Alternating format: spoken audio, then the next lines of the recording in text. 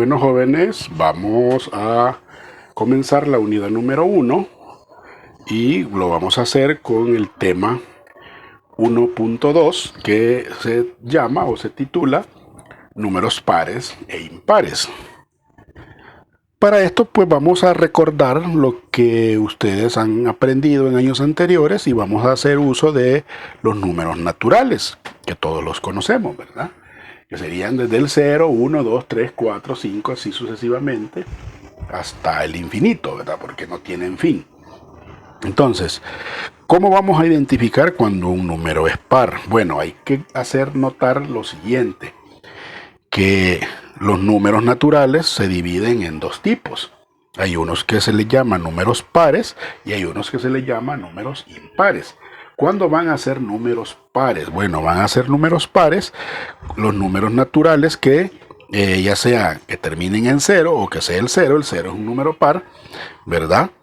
Y también si al dividir ese número entre 2, pues nos resulta que el residuo es 0.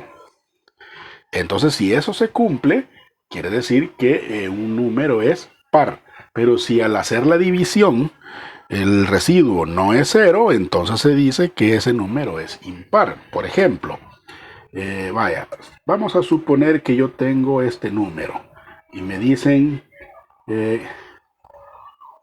distinguir si, digamos, 68 es un número par o impar. Bueno, ¿qué es lo que debo de hacer? Lo que debo de hacer es verificar lo siguiente. Según lo que acabamos de plantear, yo tendría que dividir 68, dividirlo entre 2. Y si el residuo me da 0, entonces quiere decir que ese número es un número par. Entonces vamos a dividir 6 entre 2, es da 3, ¿verdad? 3 por 2 es 6, entonces lo vamos a restar. Y 6 menos 6 es 0 y voy a bajar la siguiente cifra que es 8. Ahora voy a dividir 8 entre 2 es a 4. 4 por 2 es 8 y si lo restamos el residuo es 0. Entonces observe que como me dio residuo 0 aquí, quiere decir que este número 68 es un número par. Entonces como respuesta podríamos poner 68 es un número par. Pero acordémonos una cosa, los números pares son 0, 2, 4, 6, 8, 10. O sea, los números naturales pares, ¿verdad? Recordemos, los números naturales pares son,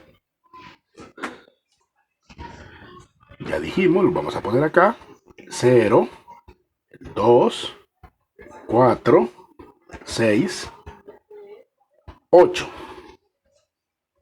¿verdad?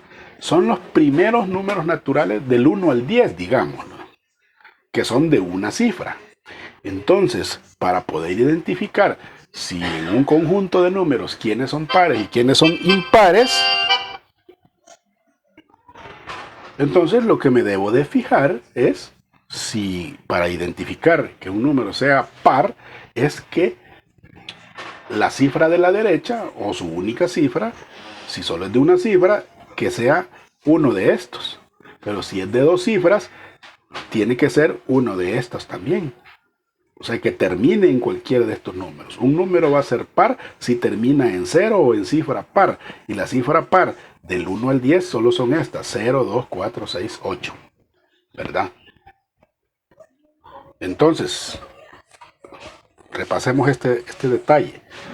Si un número de dos cifras o de tres o de cuatro, no importa, termina en cualquiera de estos números, es un número par, siempre.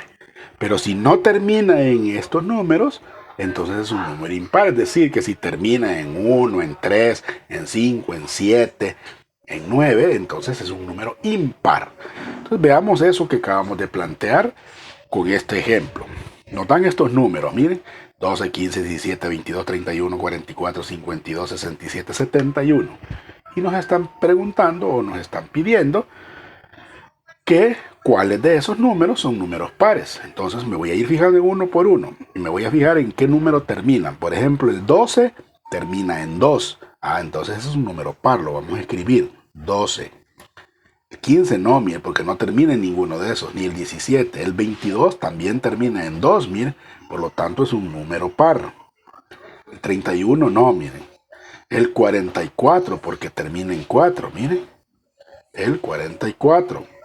El 52 termina en par, o sea, en número 2. Entonces 52.